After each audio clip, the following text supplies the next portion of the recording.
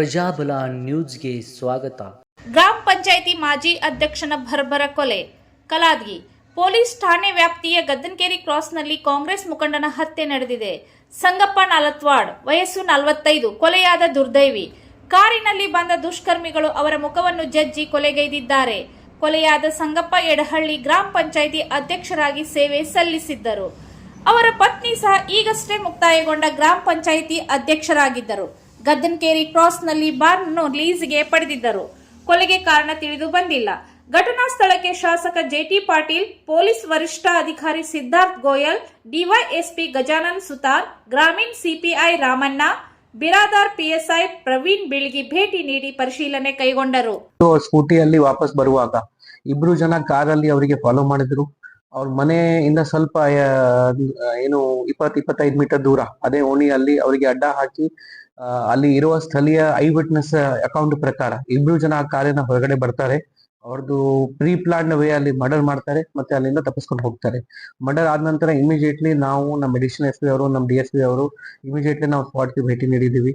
ಅಲ್ಲಿದ್ದು ಇರುವ ಎಲ್ಲ ಎವಿಡೆನ್ಸ್ ನಾವು ಕಲೆಕ್ಟ್ ಮಾಡಿದ್ದೀವಿ. ಇದು ಇನ್ಸಿಡೆಂಟ್ ಆದ ನಂತರ ಅವ್ರ ಬ್ರದರ್ ಕಡೆಯಿಂದ ನಾವು ಕಂಪ್ಲೇಂಟ್ ತಗೊಂಡಿದ್ದೀವಿ. ಇಬ್ರು ವ್ಯಕ್ತಿ ಅವರದ್ದು ಸಂಬಂಧಿಕರು ಇದ್ದಾರೆ.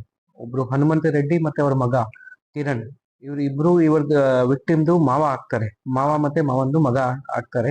ಇಬ್ರು ಮುಂಚೆ ಏನಾದ್ರು ಲ್ಯಾಂಡ್ ಡಿಸ್ಪ್ಯೂಟ್ ಇರುವಾಗ ಅವ್ರದ್ದು ಬಾದಾಮಿ ಕೋರ್ಟ್ ಅಲ್ಲಿ ಸಿವಿಲ್ ಕೇಸ್ ನಡೀತಾ ಇದೆ. ಆ ಕೇಸ್ ನಡೆಯುವಾಗ ಆಗ ಇವ್ರ ಮಧ್ಯೆ ಡಿಸ್ಪ್ಯೂಟ್ ಆಗ್ತಾ ಇತ್ತು. ಅವ್ರ ಬ್ರದರ್ ಕಂಪ್ಲೇಂಟ್ ನಮ್ಗೆ ಸಂಶಯ ಪಡೆದಿದ್ದಾರೆ ಕಿ ಅವ್ರದ್ದು ಕೈವಾಡ ಅಥವಾ ಅವ್ರದ್ದು ಇನ್ವಾಲ್ವ್ಮೆಂಟ್ ಈ ಕೇಸಲ್ಲಿ ಇರಬಹುದು. ಆ ಆಂಗಲ್ ಕೂಡ ನಾವು ಎಕ್ಸ್ಪ್ಲೋರ್ ಮಾಡ್ತಾ ಇದ್ದೀವಿ. ಅದ್ರ ಜೊತೆಗೆ ಎಲ್ಲಾ ರೀತಿ CCTV ಚೆಕ್ ಮಾಡೋದು, ಮೊಬೈಲ್ ಎವಿಡೆನ್ಸ್ ಚೆಕ್ ಮಾಡೋದು, ಅವರಿಗೆ ಮುಂಚೆ ಯಾರ ಜೊತೆ ಟಚ್ ಇತ್ತು, ಆ ದಿನ ಅವ್ರದ್ದು ಹಿಸ್ಟ್ರಿ ಏನಿತ್ತು, ಎಲ್ಲಿ ಹೋಗ್ತಾ ಇದ್ದು, ಯಾರು ಫಾಲೋ ಮಾಡ್ತಾ ಇದ್ದು, ಎಲ್ಲಾ ರೀತಿ ನಾವು ಕವರ್ ಮಾಡ್ತಾ ಇದ್ದೀವಿ. ಈಗಾಗಲೇ ನಾವು ಮಲ್ಟಿಪಲ್ ಟೀಮ್ ಫಾರ್ಮ್ ಮಾಡಿದ್ದೀವಿ. ಇವರಿಗೆ ಕೂಡ ಟಚ್ ಮಾಡ್ತಾ ಇದ್ದೀವಿ. ಒಂದು ಟೀಮ್ CCTV ಚೆಕ್ ಮಾಡ್ತಾ ಇದ್ದಾರೆ. ಇನ್ನೊಂದು ಟೀಮ್ ಕಾಲ್ CDR ಇರುತ್ತೆ ನಮ್ಮಲ್ಲಿ, ಕಾಲ್ ಡೇಟಾ ರೆಕಾರ್ಡ್ಸ್ ಇದೆ, ಅದನ್ನು ಚೆಕ್ ಮಾಡ್ತಾ ಇದ್ದಾರೆ. ಇನ್ನೊಂದು ಟೀಮ್ ಅವ್ರ ಫ್ಯಾಮಿಲಿ ಜೊತೆ ಟಚ್ ಅಲ್ಲಿ ಇದ್ದಾರೆ. ಇನ್ನೊಂದು ಟೀಮ್ ಅವ್ರದ್ದು ಕೋರ್ಟ್ ಕೇಸ್ ಏನ್ ಮೋಟಿವ್ ಏನಿತ್ತು, ಯಾವ ಕೋರ್ಟ್ ಕೇಸ್ ಇತ್ತು, ಏನ್ ಕಾರಣ ಇತ್ತು, ಅದ್ರ ಬಗ್ಗೆ ಡೀಟೇಲ್ ತಗೋತಾ ಇದ್ದಾರೆ. ಆದಷ್ಟು ಬೇಗ ಈ ಕೇಸ್ ಅಲ್ಲಿ ನಾವು ಪತ್ತೆ ಹಚ್ತೀವಿ.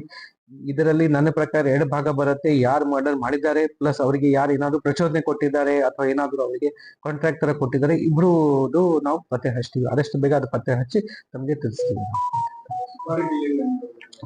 ಅದನ್ನು ಹೇಳಿದೀನಿ. ಅವರು ಮೋಟಿವ್ ಲಾಸ್ಟ್ ಪಾರ್ಟ್ನ ಅದೇ ಇತ್ತು. ಇವರು ಇಬ್ರು ಮೇಲೆ ಫ್ಯಾಮಿಲಿ ಅವರು ಸಂಶಯ ವ್ಯಕ್ತಪಡಿಸಿದ್ದಾರೆ. ಇವರು ಬೇರೆ ಯಾರಿಗೆ ಸುಪಾರಿ ಕಿಲಿಂಗ್ ಅಥವಾ ಆತರ ಏನಾದ್ರು ಹೇಳಿರಬಹುದು. ಸೊ ಈ ಮೇನ್ ಪರ್ಸನ್ ಪ್ಲಸ್ ಯಾರಿಗೆ ಹೇಳಿದ್ದಾರೆ ಎಕ್ಸಿಕ್ಯೂಟ್ ಮಾಡಕ್ಕೆ, ಅವ್ರು ಇಬ್ರು ಟೀಮ್ ನಾವು ಪತ್ತೆ ಹಚ್ತೀವಿ.